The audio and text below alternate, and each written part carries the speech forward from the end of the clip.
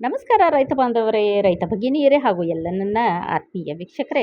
ಇವತ್ತಿನ ದಿನ green thread ಅಥವಾ ಹಸಿರು ದಾರ ಅಂತಕ್ಕಂಥ ಒಂದು ಕಸ ಅಥವಾ ಬೆಳೆಯ ಕುರಿತಾಗಿ ನೋಡೋದಾಯಿತು ಅಂತ ಹೇಳಿದರೆ, ಇದು ಗೊನೋರಿಯಾ ಅಂತಕ್ಕಂಥ ಒಂದು ರೋಗ ಇದೆ, ಲೈಂಗಿಕ ರೋಗ. ಆ ಲೈಂಗಿಕ ರೋಗವನ್ನು ಕ್ಯೂರ್ ಮಾಡುವಲ್ಲಿ ಇದು ಅತ್ಯಮೂಲ್ಯವಾದ ಔಷಧ ಅಂತ ಹೇಳ್ಬೋದು. ಇದರ ಎಕ್ಸ್ಟ್ರಾಕ್ಟನ್ನು ತೆಕ್ಕೊಂಡೆ ಆ ಡಿಸೀಸನ್ನು ಕ್ಯೂರ್ ಮಾಡಲಿಕ್ಕೆ ಉಪಯೋಗ ಮಾಡ್ತಾರೆ. ಹಾಗಾದರೆ ಹೇಗೆ ಕಾಣುತ್ತೆ ಅಂತ ಹೇಳಿದ್ರೆ, ಇಲ್ಲಿ ನೋಡಿ, ಈ ರೀತಿ ಹಳದಿ ಹೂಗಳಿರುತ್ತೆ, ಈ ಥರ ದಾರ ಥರ ಎಲೆಗಳಿರುತ್ತೆ, ಬಳ್ಳಿ ಥರ. ಅದು ಬೆಳ್ಕೊಂಡು ಕಸವಾಗಿ ಬೆಳೆದಿರುತ್ತೆ. ಅದು ಅಂಗಳದಲ್ಲೋ ತೋಟಗಳಲ್ಲೋ ಹೊಲದಲ್ಲೋ ಕಸವಾಗಿ ಬೆಳೆದಿರುತ್ತೆ.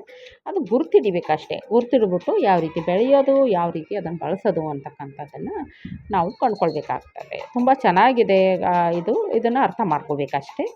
ಥೆಲಸಿಸ್ ಪರ್ಮ ಅಂತಕ್ಕಂಥದ್ದು ಇದರ ಸೈಂಟಿಫಿಕ್ ಹೆಸರು ಅಥವಾ ಬೊಟಾನಿಕಲ್ ನೇಮು. ಕಾಮನ್ ಆಗಿ ಇದನ್ನು ಹೋಪಿ ಗ್ರೀನ್ ಥ್ರೆಡ್ ಅಂತಾರೆ, ಅಥವಾ ಗ್ರೀನ್ ಥ್ರೆಡ್ ಅಂತ ಅಷ್ಟೇನೂ ಕರಿಬೋದು. ಹೋಪಿ ಗ್ರೀನ್ ಥ್ರೆಡ್ ಅಂತ ಕರಿಬೋದು. ಅಂದರೆ ಇದನ್ನು ಚಹಾ ಮಾಡಲಿಕ್ಕೆ ಬಳಸಲಾಗ್ತದೆ.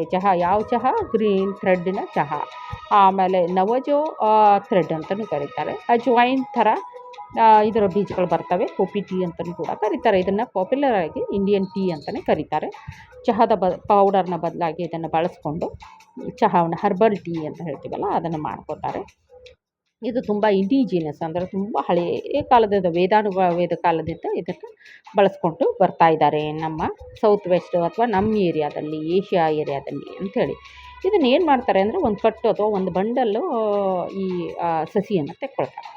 ಎಲೆ ಸಮೇತ, ಹೂ ಸಮೇತ ತಗೊಂಡು ಒಂದು 5-6 ಕಪ್ ನೀರನ್ನು ಹಾಕಿಬಿಟ್ಟು ಆ ಬಂಡಲನ್ನು ಸ್ವಚ್ಛ ತೊಳೆದ್ಬಿಟ್ಟು ಹಾಕ್ಕೊಂಡು ಕುದಿಸ್ಕೊತಾರೆ. 5-6 ಕಪ್ ನೀರಿನಲ್ಲಿ ಸರಿಯಾಗಿ ಎಷ್ಟು ಒಂದು 10 ನಿಮಿಷ, 5-6 ನಿಮಿಷದಿಂದ 10 ನಿಮಿಷ, ಸಿಮ್ ಉರಿಯಲ್ಲಾದರೆ ಒಂದು 10 ನಿಮಿಷ, ಜೋರು ಉರಿಯಲ್ಲಾದರೆ ಒಂದು 6 ನಿಮಿಷ ಕುದಿಸ್ಕೊಂಡಾದ್ಮೇಲೆ ಅದೊಂದು ಬ್ರೌನಿಷ್ ಕಲರ್ದು ಟೀ ರೆಡಿ ಆಗುತ್ತೆ. ಅಂದರೆ ಚಹಾ ಥರ ರೆಡಿ ಆಗ್ತದೆ.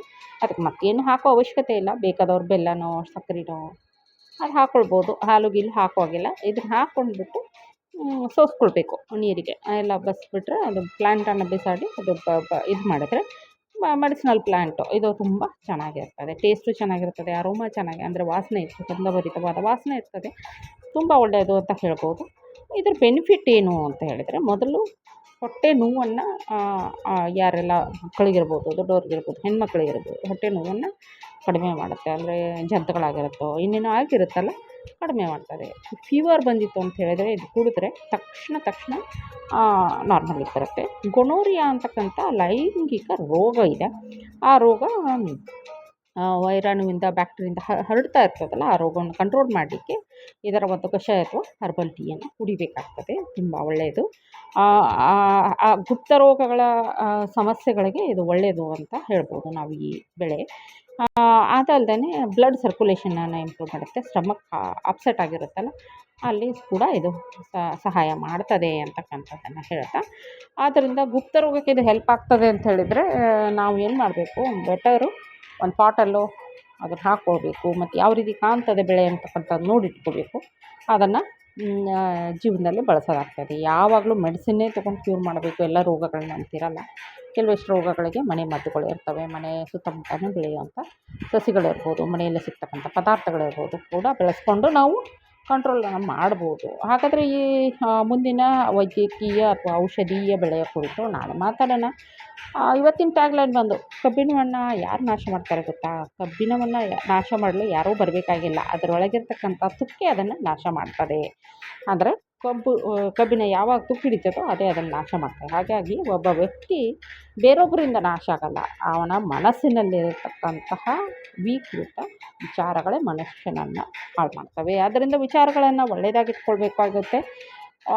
ನಾವು ಯಾವಾಗೂ ಪಾಸಿಟಿವ್ ವಿಚಾರ ಮಾಡಬೇಕು. ಪಾಸಿಟಿವ್ ವಿಚಾರ ಮಾಡಿದಾಗ ಮಾತ್ರ ನಮ್ಮ ಜೀವನ ಪಾಸಿಟಿವ್ ಆಗಿರುತ್ತೆ. ಅದರಿಂದ ತುಕ್ಕನ್ನು ನಮ್ಮ ದೇಹದಲ್ಲಿ, ನಮ್ಮ ಮನಸ್ಸಿನಲ್ಲಿ ಬರದೇ ಇರೋ ರೀತಿಯಲ್ಲಿ ನೋಡ್ಕೊಳ್ಬೇಕು ಅಂತ ಹೇಳ್ತಾ, ಎಲ್ಲ ಖುಷಿಯಾಗಿರಿ, ನಗ್ನಗ್ತಾ ಇರಿ. ಸರ್ವೇ ಜನ ಸುಖಿನೋ ಭವ.